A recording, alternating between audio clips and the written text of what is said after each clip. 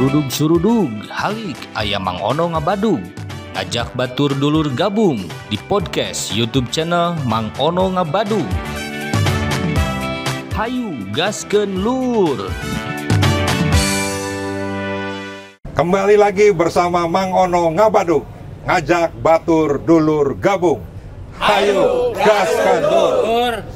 Ya, tadi sudah banyak nih ya permasalahan yang muncul yang sangat menarik. Nah, sehingga tentunya kita pun perlu informasi siapa lagi yang bisa menjawab ya kecuali Ketua DPRD Kabupaten Subang, Kang Haji Narja. Kang Narja, ya, tadi kan kita sudah banyak mendengar nih. Yang pertama, program prioritas Kabupaten Subang. Ya, yang pertama terkait dengan penanganan COVID. Karena dampaknya kan pasti secara ekonomi ada. Yang kedua, program prioritas terkait infrastruktur. Ya. Yang ketiga, mungkin tadi berkaitan juga terkait dengan pengembangan Patimban. Yang kita semua tahu, Patimban ini akan menjadi pusat pertumbuhan ekonomi. Ya. Gimana Kang Narja? Assalamualaikum warahmatullahi wabarakatuh. Waalaikumsalam. Barangkali kami akan menjawab to the point saja. Bisa lebih keras Kang suaranya? Baik, barangkali saya akan menjawab to the point saja apa yang tadi Kang Ono bertanyakan kepada saya selaku Ketua DPRD Kabupaten Subang terkait skala prioritas apa untuk penanggulangan COVID-19. Dan kemarin kami sepakat dengan pihak eksekutif, kita di anggaran tahun 2020 kemarin kita melakukan refocusing di angka 80 miliar. Karena kita walaupun bagaimana prioritaskan dulu untuk penanganan COVID-19. Karena yang namanya sehat itu menjadi kunci aktivitas warga. Kalau kita tidak sehat, walaupun kita membangun apapun, kalau kita ditinggalkan buat apa? Kan percuma. Jadi sehat pikirannya, sehat jiwanya, sehat raganya, sehat kantongnya. Ya, begitu. Ya. Betul, tepuk tangan. Lanjut Kang. Oleh karena itu, kami sepakat dengan pihak eksekutif untuk melakukan refocusing penanganan COVID-19. Di samping kita juga untuk meningkatkan vaksinasi, kan itu. Kita juga memberikan bantuan-bantuan perekonomian. Bantuan itu kan gini, bantuan itu kan dari pemerintah pusat ada 9 pintu. Iya. Dan biasanya di hampir rata-rata kabupaten hanya mempunyai 1 pintu. Iya. Nah, di Subang bagaimana? Subang ternyata kemarin sudah dilakukan semua melalui lewat 9 pintu. 9 pintu tapi yang pusat kan? Yang pusat. Nah, Subangnya sendiri dari APBD Subang. Ya, kalau Subang itu membantu pada kelompok-kelompok kami, kelompok nelayan, juga kelompok-kelompok UKM, usaha kecil menengah. Kita menunggu kembangkan terhadap kelompok-kelompok usaha kecil menengah. Seperti kita punya juga kreativitas ekonomi. Satu kelompok misalnya, atau satu orang masyarakat dengan stimulan itu dapat berapa? Kemarin kita di rata-rata satu kelompok di angka 50 juta. 50 juta. Untuk apa itu? Itu ada produk asli Subang. Seperti UKM Rangginang, kan gitu, opak. Juga daerah selatan ada dodol nanas. Kita kembangkan untuk daerah-daerah pariwisata di sana. Biar kita yang datang di luar Subang kembalinya membeli produk-produk Subang. Nah, terkait dengan infrastruktur, apakah ada prioritas? Prioritas kita tadi tuh nyambung Kang Asep, ya kan? Kami emang prihatin Kang Ono untuk infrastruktur di Kabupaten Subang di tahun 2020 sampai sekarang. Karena kita tadi sudah disampaikan dari awal kita prioritaskan dulu terkait dengan kebutuhan COVID-19. Kemarin juga di tahun 2020 kita refocusing itu dari infrastruktur. Karena jumlah kita di Subang itu jalan kabupaten, kalau hampir di angka 1000 km. 1000 km. Makanya kami juga kemarin ada bisik-bisik dengan rekan-rekan untuk berubah status. Karena beban kita juga terlalu berat Maksudnya ditingkatkan statusnya menjadi provinsi gitu. Jadi provinsi. Provinsinya nggak ada uangnya juga. Gimana? Ya itulah nanti akan saya komunikasi dengan Kang Dendi. Oke. Bagaimana caranya ini DPRD provinsi juga mendukung dengan peningkatan status. Kalau terkait dengan jalan poros desa yang tadi saya ketemu kepala desa Bobos, apakah bisa dialokasikan? Ya bisa itu. Kita juga berupaya, itu kan jalan yang namanya jalan poros itu kan kita komunikasi dengan provinsi bisa melalui Bangkok. Oke. Nah, kita juga bisa melalui dinas Kimrum. Kimrum. Kita juga harus fasilitasi sana dan juga di sana ada program-program. Nah, maksud saya gini, kan ada beberapa jenis jalan. Ya. Dengan refocusing yang sebagian harus dialokasikan penanganan COVID, tapi infrastruktur yang vital, maksud saya yang vital itu yang berhubungan dengan penanganan dampak COVID juga kan. Nah, misalnya tadi jalan poros desa itu, saya dengan Pak Bedi tadi, itu 10 km dan itu menjadi jalan akses pertanian. Harga gabah yang harusnya 4.200, akhirnya cuma 3.600, 3.700, alasan tengkulaknya, bakulnya karena perlu kos tambahan untuk jalan. Nah, sehingga bisa nggak kira-kira didorong prioritas pembangunan jalan di Subang yang sekalian nih infrastruktur jalan dari sisi umumnya, nah secara khususnya juga meningkatkan itu.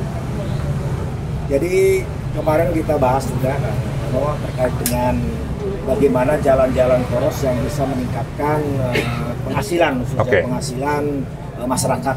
Berarti bisa kan? Bisa. Kemarin, bisa diusulkan kan? Iya, bisa diusulkan. Ya, tahan dulu. Tahan dulu. Ya, kita rehat dulu kawan-kawan sekalian. Ya, nanti kembali lagi. Ya, kita rehat dulu bersama Mang Ono Ngabadug, ngajak batur dulur gabung. Ayo, Halik aya Mang Ono Ngabadug, ngajak batur dulur gabung. Kembali lagi bersama Mang Ono Ngabadug, ngajak batur dulur gabung. Ayo, saatnya kita bicara terkait dengan generasi yang saat ini trending. Generasi milenial dan generasi Z. Telah hadir bersama kita Kang Asep Alamsah, Ketua Gerakan Pemuda Ansor Kabupaten Subang. Juga Ketua Taruna Merah Putih, salah satu sayap PD Perjuangan, Kang Rajib Rajendra. Jadi kan kita selalu mendengar nih, milenial, generasi Z. Nah, kira-kira di Subang nih apa yang menarik terkait dua generasi itu? Kang Asep dulu. Ya, ini kan apalagi jalan milenial sekarang lagi booming-boomingnya. Anak-anak muda gitu kan, sekarang kalau di bahasa kerennya generasi Z ya. Ini emang di Subang itu sekian persen itu banyak, lebih dari 40% itu generasi milenial. Yang di Subang itu potensi itu sangat luar biasa di Kabupaten Subang, terutama kan sekarang di zaman teknologi informasi dan media sosial gitu kan. Yang mana kalau ketinggalan generasi Z tidak menguasai itu, otomatis akan ketinggalan. Dan yang tua pun harus mengikuti kan, ketika apa namanya itu. Jadi yang tua harus mengikuti, berarti Kang Maman Yudhya harus bertiktok ria. Harus, hampir semuanya gitu kan, karena itu apa namanya ya ataupun tidak harus mengikuti zaman semuanya. Bahkan apa namanya podcast yang seperti begini kan sudah booming di mana-mana gitu kan. Termasuk kedai kopi. Nah, kedai kopi di mana-mana. Pemuda itu biasanya. Berarti tumbuh sangat bagus ya kan? Tumbuh sangat bagus untuk milenial begitu. Membangun ekonomi juga. Gitu. Karena kan harus bisa ngambil peluang. Generasi Z itu. Yang pasti juga banyak nilai positif dan banyak nilai negatifnya juga ada. Seperti halnya itu sekarang Kabupaten Subang itu yang tadi disampaikan oleh beberapa narasumber tentang akan adanya rebana dan lain sebagainya. Tapi ini terutama generasi Gen Z yang laki-laki itu, terutama laki-laki nih. Karena di industrialisasi itu kebanyakan yang dibutuhkan itu perempuan. Tapi yang laki-laki itu sangat sedikit. Makanya tidak jarang ya sekarang itu kalau milenial laki-laki hanya sebatas jadi tongkrongan semata, jadi ojek online istrinya dan lain sebagainya. Atau mereka jadi antar jemput. Antar jemput itu. Ya kalau kita lihat itu bahkan ya jadi baby sister sekarang itu kebanyakan itu laki-laki. Jadi sudah turun derajat laki-laki nih. Jadi kalau istilahnya itu emansipasi wanita di Subang sudah sangat ya. Sudah ya. Karena memang pabrik-pabrik saya juga yang Karo Indramayu, PT Tekwang itu ya memang perempuan. Iya. Pamong Praja. Apa tuh? Panai momong, mboke kerja. Bapak yang ngomong, mboke kerja. Oke, ini ke Kang Rajib nih. Siap, Mang Ono. Jadi pemuda itu kan milenial dan Z itu kan sangat dekat dengan industri kreatif dan juga media digital kan. Nah, menurut Kang Rajib gimana? Ya.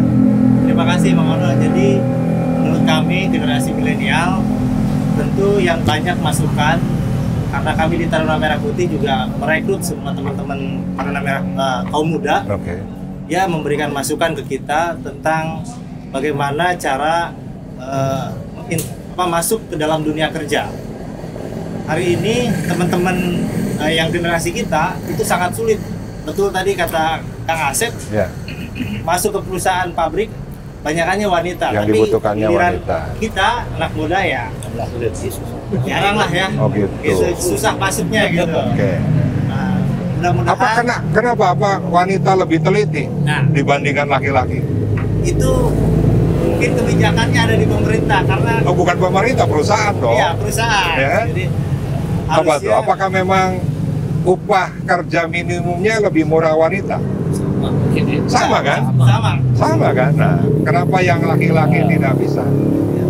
Karena mungkin banyak mengadu terhadap yang punya perusahaan sehingga susah diatur mungkin. Kalau laki-laki memang susah diatur. Itu jawaban yang tepat ya. Yang relevan. Nah, kalau terkait dengan tadi industri kreatif misalnya, industri kreatif di kita ini sangat perlu dorongan dari pemerintah, juga kebijakan pemerintah, karena hari ini gedung kreatif yang ada di Kabupaten Subang mangkrak. Ya itulah yang tadi saya bilang. Dibangun industri kreatif center, isinya tidak dipikirin. Ya kan? Harusnya kan ini menjadi pusat pelatihan. Ya kan, mengkreat anak muda untuk bisa punya kemampuan dari sisi apapun. Bukan hanya bicara menghasilkan gamers misalnya. Ya, bukan hanya menghasilkan YouTuber. Bukan hanya menghasilkan TikTokers. Tapi juga industri kreatif yang lainnya. Nah, munculnya misalnya kedai-kedai kopi ini juga menjadi sebuah peluang ya bisnis bagi kaum muda. Betul. Nah, sehingga bisa nggak? Ya kan, Kang Maman punya pengalaman nih, ya kan? Terus saya yakin Pak Narca juga, ya pasti melihat satu kondisi ini dengan kreatif center tadi yang belum terisi, ya harusnya harus segera dipikirkan, ya kan? Jadi kreatif center kan semacam BLK ya, Pak Bedi ya? BLK, ya kan? Semacam BLK. Nah, dengan kondisi seperti itu, kira-kira apa lagi yang perlu dilakukan? Dengan sekarang dan ke depan, sebetulnya di komunitas Kabupaten Subang cukup banyak. Ya tadi pemerhatiannya juga begitu kurang. Di Spakpora juga begitu kelihatannya belum banyak menggait lah para komunitas. Jadi jalan sendiri-sendiri, sehingga gedungnya pun ya ditinggalkan gitu. Ya harapan kami sebagai milenial, gedung itu segera diselesaikan, bisa cepat kami sebagai kaula muda bisa berhimpun di. Itu harusnya di Pantura ada. Gitu. Ya betul. Harusnya gini, pusat-pusat pelatihan itu, saya sih berpikir ya dengan Subang dengan potensi yang ada, harusnya berbasis kecamatan. Harusnya berbasis kecamatan. Jadi setiap kecamatan punya BLK, punya pusat-pusat pelatihan. Kira-kira setuju nggak seperti itu? Sangat setuju. Misalnya ini program yang pusat kan banyak dilakukan BLK pondok pesantren ya. Karena kan saya ansor dari perhubungan. Kalau pondok pesantren kan ada OPOP juga tuh, ya, yang ada provinsi. Dari pusat kan ada BLK, hampir semuanya yang pesantren gede di sini di bawah Nahdlatul Ulama itu hampir semuanya sudah punya. Dan itu banyak nilai positif ya, santri di samping untuk ngaji dan lain sebagainya, tapi kan dia mempunyai life skill. Nah, betul. Tadi juga di pesantren di Pegadaian itu, dia memproduksi kasur lantai. Dan pemasarannya sudah online. Lazada, Tokped, dan yang lainnya. Dan itu sudah menyebar. Wakil ketua Ansor juga. Itu ketua Baitul Muslimin. Ya kan, Baitul Muslimin Indonesia. Dari jalur Ansor diangkat ke Baitul Muslimin. Pas itu. Pak Narca itu yang ini. Ya, jadi perlu didorong ya pemuda ya. Perlu didorong. Nah, sehingga nanti tentunya nanti kita akan bahas ya lebih detail. Apa? Ini ke Pak Narca juga ya, sedikit anggaran kepemudaan itu sangat kecil di Kabupaten Subang aja, sangat kecil, dan bahkan di provinsi pun sama. Kurang untuk bisa membangkitkan generasi muda ya, bantuan untuk OKP dan lain sebagainya itu sangat kecil. Kalau tidak bisa kita lobby ya tidak akan ada sama sekali bahkan. Padahal kalau kita benar-benar berdayakan pemuda saat ini, ya mereka yang akan menyelamatkan bangsa. Ya, betul. Nah, untuk itu kita rehat dulu kawan-kawan sekalian. Nah, kembali lagi nanti. Tapi sebelum rehat kita ngopi dulu. Nah, kita ngopi dulu. Dulu lah ya. Dia murah kan. Hasil dia murah. Nih Pak, ini pengadaan kopi, Pik. Pengadaan kopi. Kopi. Ya, kopi kurang. Ya, kurang 2 lagi kok. Ya, nanti kita kembali lagi di Mang Ono Ngabadug, ngajak batur dulur gabung. Ayo,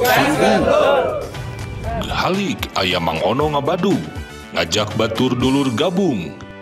Bagaimana proses pemekaran ini sampai ditetapkannya pemekaran di DPRD bersama-sama dengan Gubernur Jawa Barat. Saya mengapresiasi nih Mang Ono yang mau belusukan on the spot langsung ke temu rakyat. Jawa Barat ini perlu dimekarkan, perlu banyak pemekaran. Jawa